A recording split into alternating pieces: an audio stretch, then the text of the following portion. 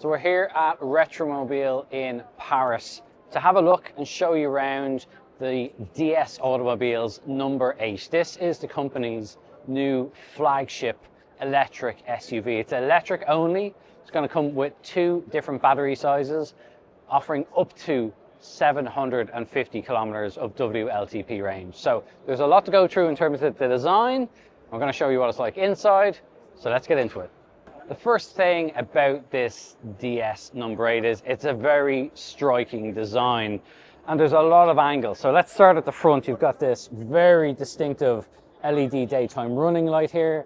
This actually serves a couple of different purposes. Obviously, this car wants to make a statement, but it's also designed to help it cut through the air. And as part of this car is it's very aerodynamic, 0.24 drag coefficient, which is good. If you don't know about it, it doesn't matter. It just means that this car can cut through the air that bit better, and that's what helps give it that longer battery range. Now, I also want to come a little bit further on because it's got this, again, very distinctive illuminated grille here. This is going to be an option, so if it's not your thing, if this is a bit too flashy for you, don't worry. On lower levels, this won't be on. You'll just have a more conventional grille design, but top higher spec versions can get this illuminated feature. And also you'll see a little bit further down, you've got, this is all blanked off, but these are actually active aero. So as the car needs it, this can open up and allow airflow in, but it shuts off when it's not needed, and that helps improve the car's aerodynamics yet further. And you'll also see there's even a little bit of high-tech stuff here. There's a night vision camera tucked right in there as well to improve the safety of this car, and also to help you see stuff that you're not going to normally see with the human eye on an unlit road. Now, coming around, we've got a couple of other details. The black bonnet, again, much like the grille, it's not going to be to everyone's taste, but it is an option. So you actually get 3 options. There's going to be a number of different colors. You can have it in those as a solid color. You can have the option of a contrasting dark roof, or you can have a third option, which is the color, the contrasting roof, and the contrasting bonnet. Top spec models will be available with this, but you don't have to take it if you don't want to. As you come down the side of the car is where you can kind of see how dramatic the profile is here. Okay, it's quite conventional up front. It's quite an SUV style bonnet, but the roofline is deliberately being brought down a little bit lower because it doesn't want to sit so high overall. You've got things like flush fitting door handles here, which helps improve the airflow. Very clean surfacing, actually. I'm kind of surprised at how simple this is. There's no big curves and scallops like you see on some other cars. It's actually, well, quite elegant, I think.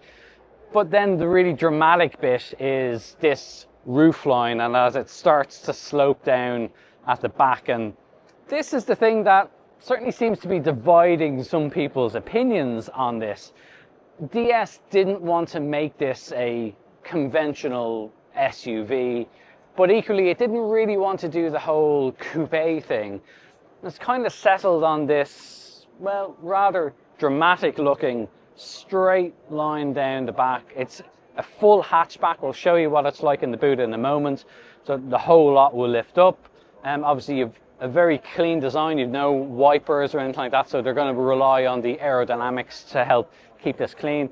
But then you've also got this really cut off sharp end here as well. This design with the rear running lights also mimics what you see on the daytime running lights on the front. And you have a lot of quite nice detailing in here again.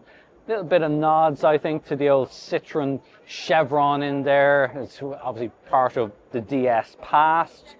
Again, lots of contrasting black here to help break it up.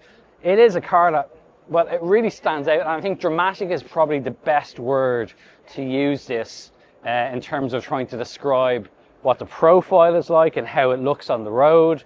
And of course, the other big thing is you're going to see this on the back is DS Automobiles No.8, and this No.8 is really a preview of how all future DS automobiles will be named. So this is a new naming convention, so there will be smaller models that will be maybe a number 3, number 4, number 5, and so on. The number 8 is also going to be quite a practical car. You've got an electric tailgate, and inside there is 620 litres of boot storage. So it is actually quite cavernous. It's quite a deep boot, and you can also see it's got split folding rear seats. So you've got a 40-20-40 rear, and there's also then a little bit of extra storage underneath there, so you can put in your charging cable. There isn't a frunk with this car, so you don't get any storage in the front. All the storage is in here, but as I've said, 620 litres as is, and of course you'll get even more if you want to fold down those rear seats. The DS No.8 will only come as an electric vehicle. There will be 2 battery options to choose from: a larger 97 kilowatt hour battery and a slightly smaller but still substantial 73 kilowatt hour battery. Now the bigger battery, that will give you that up to 750 kilometers of range.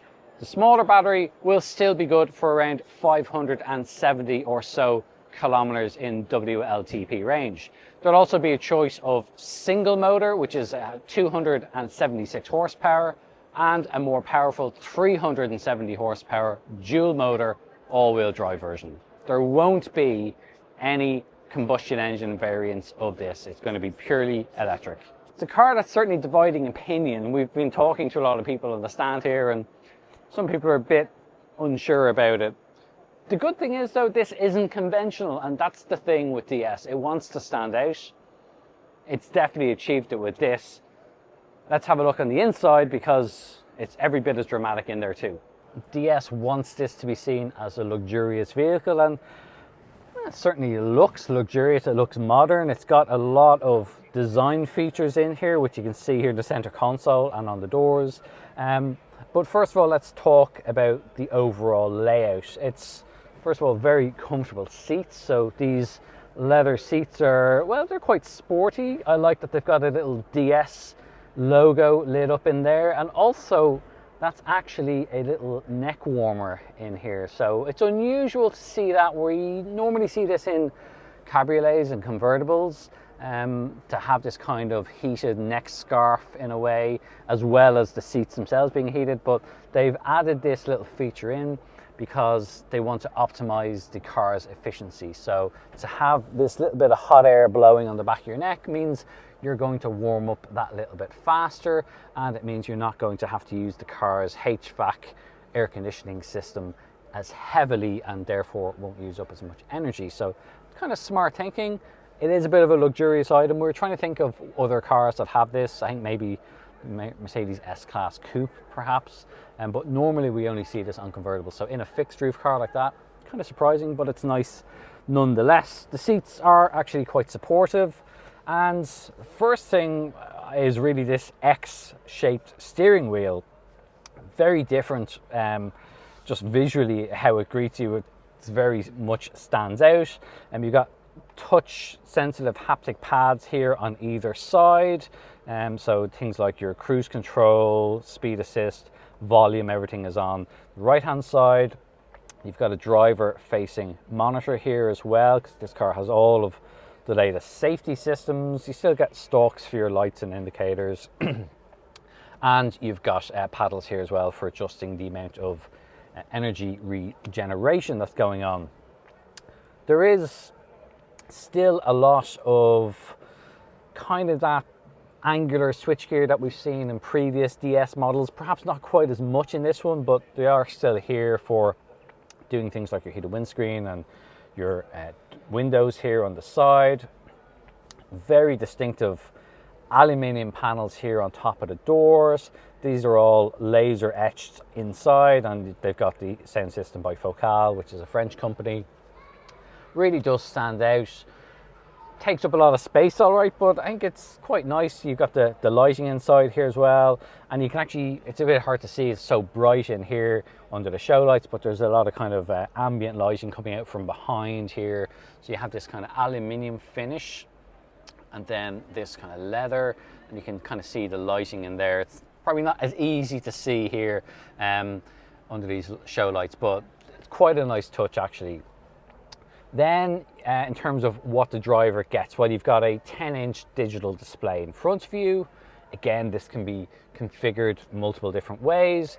There's also a large color head-up display, and then you've got this very kind of dramatic, I think 16.9 inch across the diagonal and very elongated touchscreen display. Part of that shape is obviously they didn't want it very high, it fits in with this dash, but this side can also then be switched and used by the passenger as well, so it's much easier for them to control their side of things. Temperature controls, I like that they're over on this side. It's very close to the steering wheel, so it is something that you're going to adjust. We always prefer if it has physical buttons, but we're happy enough that that shouldn't be too much of a distraction. As well as the native system, you can obviously have Android Auto and Apple CarPlay in there as well, and I like how they've done the vents in here. You've got this large center console here, which is angled, so it's narrower up the top to give you a bit more room for your knees. You're not going to bang them, and also it makes it easier that you can see what's underneath. This Alcantara pad here is a wireless phone charger. I like you've got kind of some flush buttons here on top. All your charging cables, USB, stuff like that can be put in there and can be covered up out of the way if you want. You've got a little bit of storage here, kind of a cup holder of sorts, and you've got a tray in there as well. Again, usual stuff. It's big enough for all the kind of odds and ends you might have. You can move it around. It's a little bit modular. But yeah, that's pretty good. It's a nice view out the front. You also might be able to see here there's the option of having a normal mirror, or you can have the digital display, so that's kind of nice feature to have too. But overall, I mean, the materials are certainly a high quality. All the touch points that you're going to come in contact with look and feel good, feel high quality. Okay, there's a little bit of kind of scratchier plastics down below, but probably not really an area that you're going to be touching all that often or even seeing. So all up top here, it looks quite good. Let's have a look and see what it's like in the rear seats. First important test. Door shuts with a reassuring thud. Feels that little bit more high quality, and after all, that's what this car is all about. So what is it like sitting in the back? Well, it's comfortable. First of all, I've got a pretty decent amount of space, I'd say. Now, for reference, I'm not exactly the tallest of people. I'm about 5'9", but I've got enough headroom, partly because they've done a bit of a clever trick. The glass roof is full length. Obviously, this bit here comes out a little bit more for the various odds and ends that it has to cover, but here is, and over me, where the two outer passengers are going to sit, is glass, which means it's got about another inch or so, and that's a little bit useful. Now, the glass itself is specially treated with a thermal layer, so it's designed to reflect heat in summer, but the inner layer is designed to retain some temperature in the cabin in the hope that it's a little bit balanced overall. So you don't get a sun blind as such, but it is relatively tinted and there's a little bit of a pattern of lines going through it, so it shouldn't be too bad back here. In terms of the seats themselves, well, they're comfortable. They're a little bit firm, but they're comfortable. I would like if there was a little bit more support under my legs here. If this is a luxurious car, it should be luxurious for those in the back. It's a little bit of a short seat base and it's angled as well. But that said, I've got plenty of knee room. I can get my feet in underneath the seat in front. Okay, it's not very high, but I can get in there anyway, so it's not too bad. And the middle seat is the usual thing. It's a bit of a third seat, really. You're going to have the short straw if you're sitting there. It's a lot firmer, obviously, and it does lose out because this center console does extend back that little bit more. But I suppose at least you've got things like USB ports back there. You can control the seat heating and seat ventilation for both of the two outer seats. You've got vents in here as well, so that's actually quite good. And of course, you know, if you're not using the middle seat, the usual thing applies. It's got a fold down armrest here with a couple of cup holders. You could put a phone in there maybe, so that's not too bad. And of course the two outer seats have Isofix mounting seats, child mounting points for a child seat in there as well. So yeah, overall it's actually pretty good. It is quite wide, so if you only had two people back here, you've got a lot of room. A nice big full-length armrest here as well, which is quite nice. Not the biggest of windows back here, I would say. You know, they're a little bit shallow because of the way the roof line comes down here, and we get that nice aluminium 3D effect there again.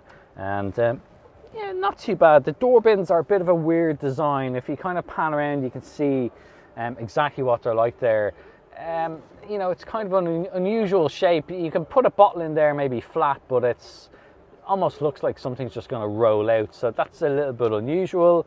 You do have pockets in the backs here of the seats as well, and actually you can put a little bit more storage in there as well. But overall, well, feels comfortable back here, I would say. Would it be nice on a long journey? Well, we'll have to find out when we drive it later this year. So that's our first look around the new DS Automobiles No.8, the company's flagship electric car. If you want to know more about it, head over to our website. It's CompleteCar.ie. You'll find it linked in the description below, and it's a great resource for finding your next new car, as well as keeping up with all the latest car news and reviews. We'd love to know what you think about it, so hop into the comments below, tell us what you think, and we look forward to telling you what it's like to drive when we get behind the wheel later this year.